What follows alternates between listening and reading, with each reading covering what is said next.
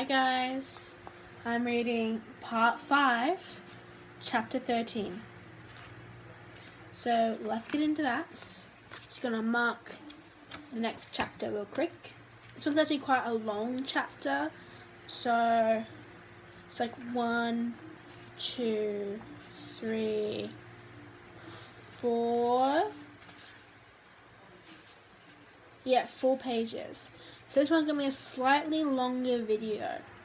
And this whole section is just one it's one part. So let's get into it.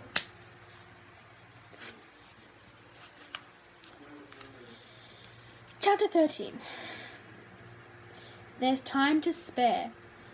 This is one of the things I wasn't prepared for. The amount of unfulfilled time. The long parenthesis of nothing. Parenthesis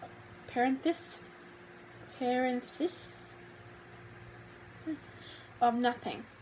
Time as white as sound. If only I could embroider, weave, knit, something to do with my hands. I want a cigarette. I remember walking in art galleries through the 19th century. The obsession they had then with the harems. Dozens of paintings of harems, fat women, lolling on divans, turbans on their necks or velvet caps, being fanned with peacock tails, a Inish in the background, standing guard. Studies of sedentary flesh, painted by men who'd never been there. These pictures were supposed to be erotic, and I thought they were at the time, but I see now that they were really what they were really about. They were paintings about suspended animation, about waiting, about objects not in use.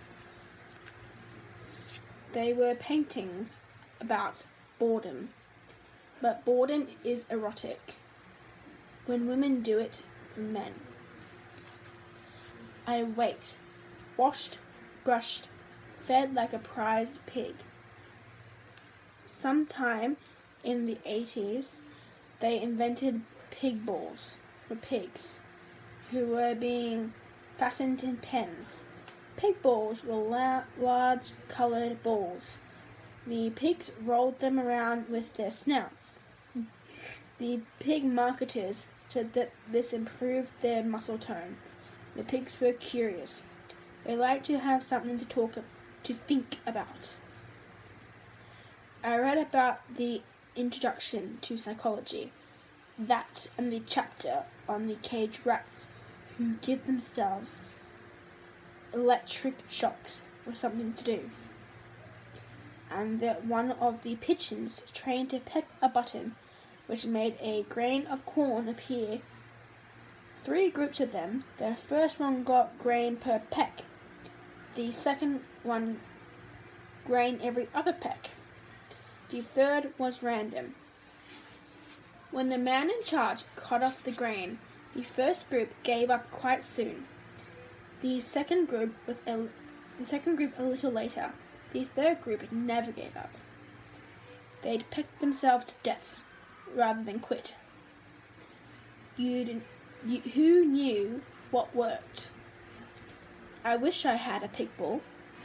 I lie down on the braided rug. You can always practice, said Aunt Lydia. Several sessions a day, fitted into your daily routine. Arms at the sides, knees bent, lift the pelvis, roll the backbone, tuck again, breathe into the count of 5, hold, expel. We'd do that in what used to be the domestic science room, cleared now of sewing machines and washer dryers. In unison, lying on the little Japanese mats, a tape playing, Liz Sylphidis. That's what I hear now in my head. as I lift, tilt, breathe. Behind my closed eyes, thin white dancers flit gracefully among the trees, their legs fluttering like the wings of held birds. In the afternoons, we lay on our beds for an hour in the gymnasium between 3 and 4. They said it was a period of rest and meditation. I thought then they did it because they wanted some of themselves. From teaching us, I know the aunts on duty went off to the teacher's room for a cup of coffee, or whatever they call by that name. But now I think that the rest also was practice. They were giving us a chance to get used to blank time. A catnap, Aunt Lydia called it, in her coy way. The strange thing is we needed the rest. Many of us went to sleep. We were tired there a lot of the time. We were on some kind of pill or drug, I think. They put it in the food to keep us calm. But maybe not. Maybe it was the place itself. After the first shock, after you come to terms, it was better to be lethargic. You could tell yourself you were saving up for your strength. I must have been there 3 weeks when Moria came. She was brought into the gymnasium by 2 of the aunts in the usual way while we were having our nap. She still had her other clothes on, jeans and a blue shirt. Her hair was short. She defied fashion as usual, so I recognized her at once. She saw me too, but she turned away. She already knew what was safe. There was a bruise on her left cheek, turning purple. The aunts took her to a vacant bed where the red dress was already laid out. She undressed, began to dress again, in silence. The aunts standing at the end of the bed, the rest of us watching from inside our slitted eyes. As she bent over, I could see the knobs of her spine. I couldn't talk to her for several days. We looked only small glances, like sips. Friendships were suspicious. We knew it. We avoided each other during the mealtime lineups, in the cafeteria, and in the halls between classes. On the 4th day, she was beside me during the walk, 2 by 2, around the football field. We weren't given the white wings until we graduated. We had only the veils, so we could talk, as long as we did it quietly and didn't turn to look at each other. The aunts walked at the head of the line and at the end, so the only danger was from the others.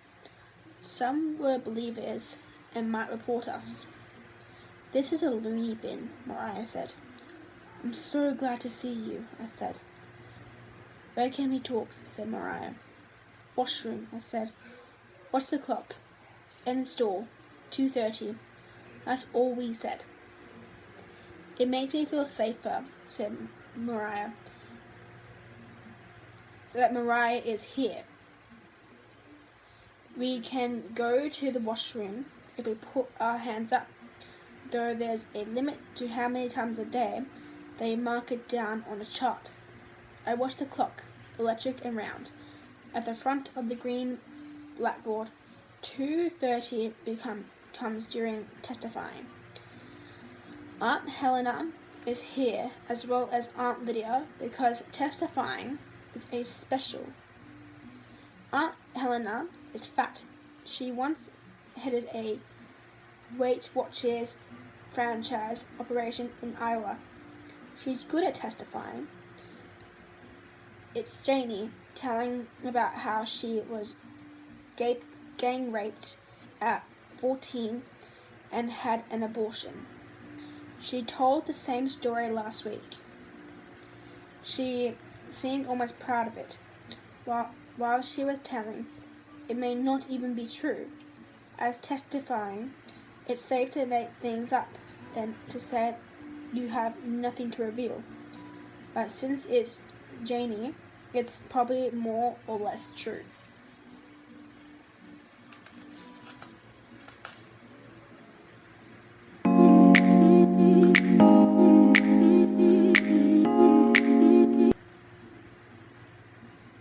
Sorry, I kicked up this page. Got it. More or less true. But whose fault was it?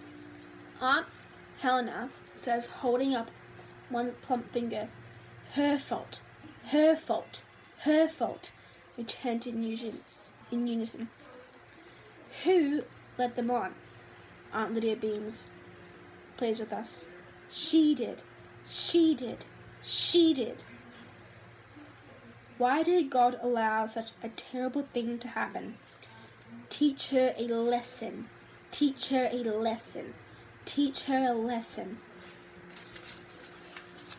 Last week, Janie burst into tears, but Aunt Helena made her kneel at the front of the classroom, hands behind her back, where we could all see her red face and dripping nose. Her hair dull blonde, her eyelashes so light they seem not there. The lost eyelashes of someone who's been in a fire. Burned eyes. She looked disgusting, weak, squirmy, blotchy, pink, like a newborn mouse. None of us wanted to look like that, ever. For a moment, even though we knew what was being done to her, we despised her. Crybaby, crybaby, crybaby. We meant it, which is the bad part. I used to think well of myself. I didn't then. That was last week. This week, Janie doesn't wait for us to jeer at her. It was my fault, she says. It was my own fault. I led them on. I deserved the pain. Very good, Janie, says Aunt Lydia. You are an example. I have to wait until this is over before I put up my hand. Sometimes we ask at the wrong moment. They say no. If you really have to go, that can be crucial. Yesterday, Dolores wet the floor. 2 aunts hauled her away, a hand under each armpit. She wasn't there for the afternoon walk, but at night she was back in her usual bed. All night we could hear her moaning off and on. What did they do to her? We whispered, from bed to bed. I don't know.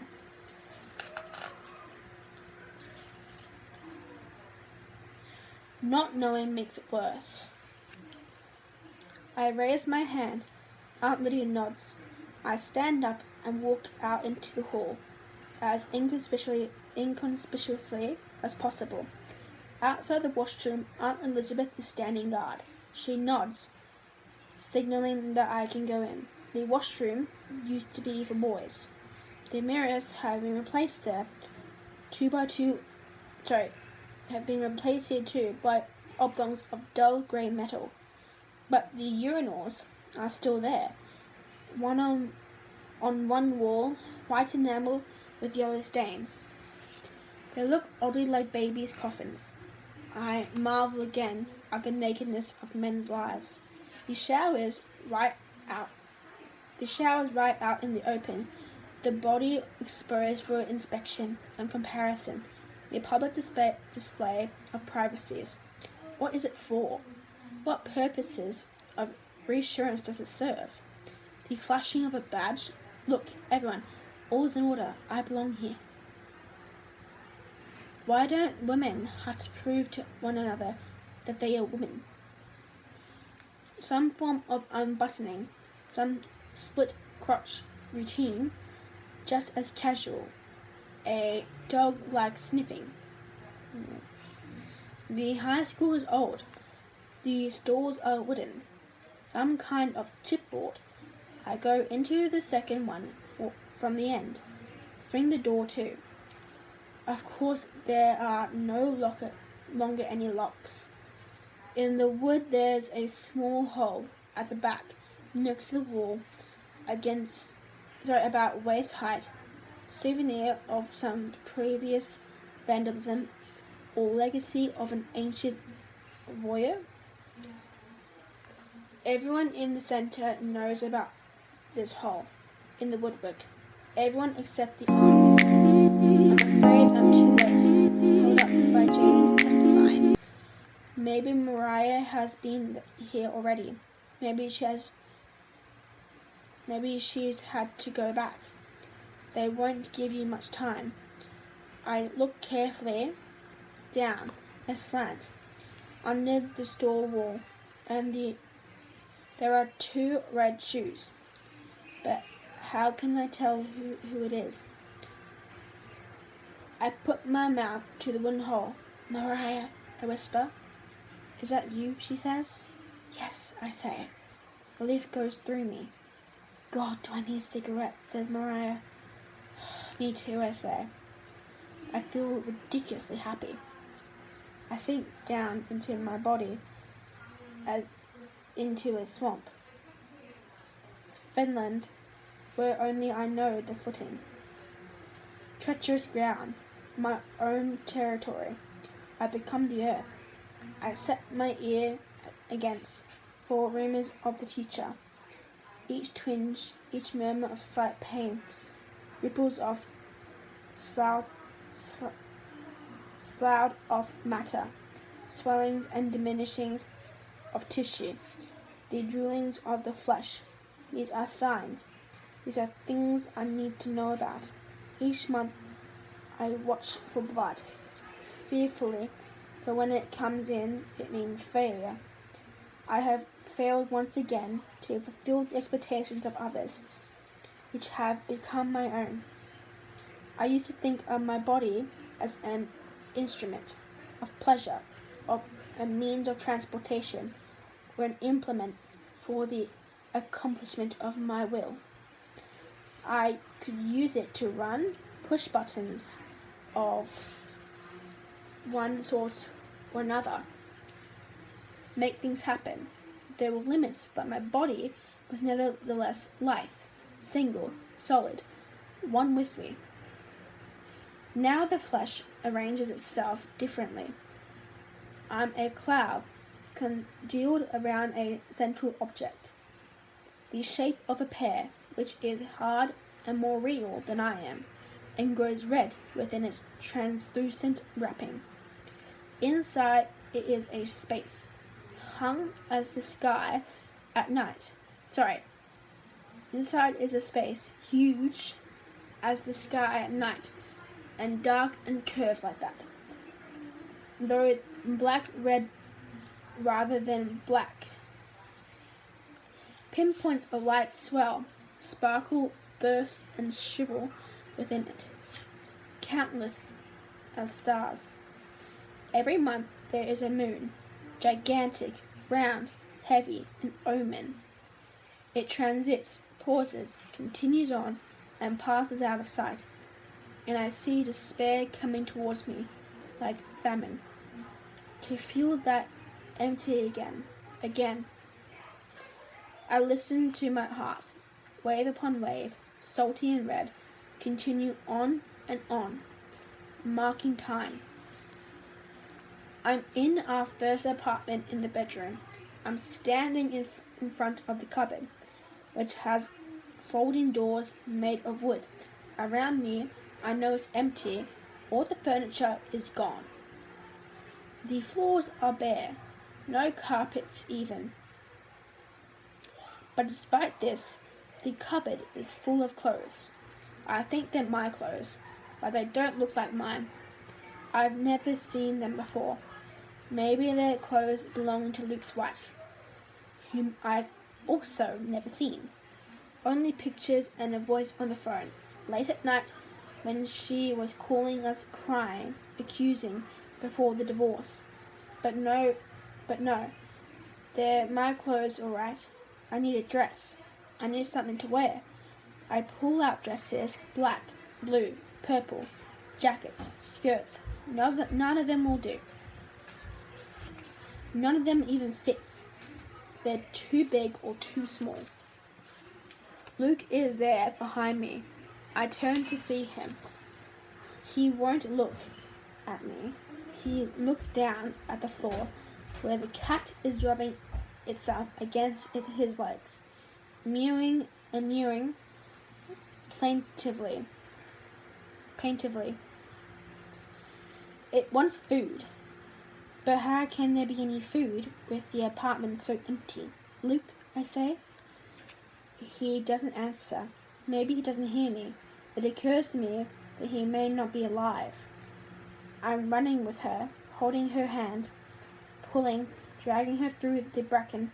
She's only half awake because of the pill I gave her, so she wouldn't cry or say anything that would give us away. She doesn't know where she is. The ground is uneven, rocks, dead branches, the smell of damp earth, old leaves. She can't run fast enough.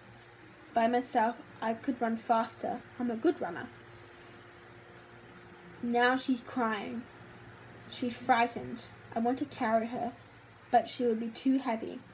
I have my hiking boots on, and I think when we reach the water, I'll have to kick them off.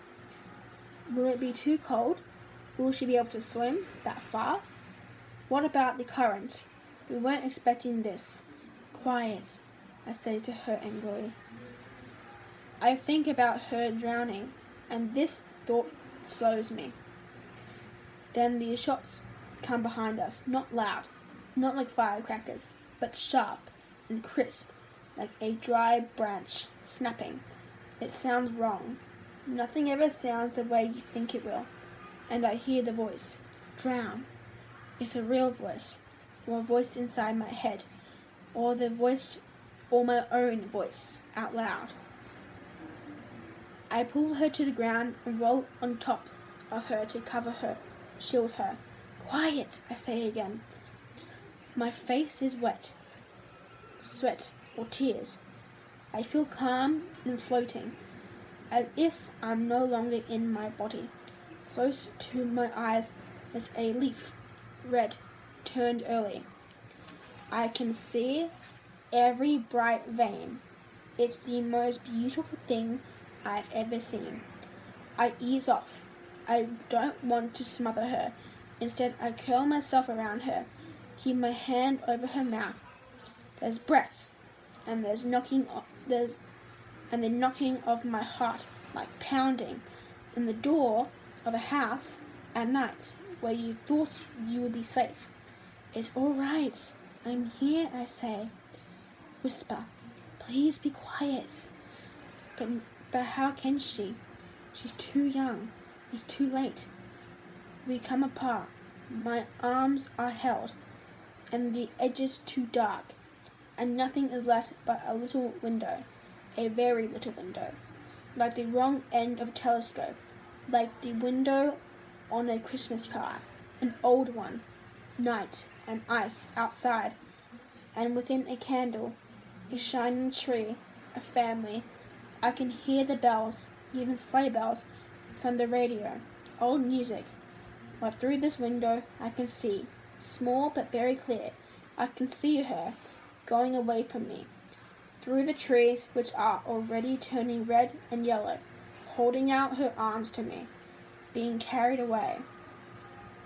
The bell wakes me, and then Cora knocking at my door. I sit up on the rug, wipe my wet face with my sleeve. Of all the dreams, this is the worst. End of part 5 and end of chapter 13. Next will be part 6 and chapter 14. So yeah, I actually thought that Offred and Moria were a thing. Like, they had a relationship, like a secret one. But I'm not sure. Because that's what I was thinking whilst reading that. But I don't know. So yeah, I will see you later for the next chapter. So yeah, bye.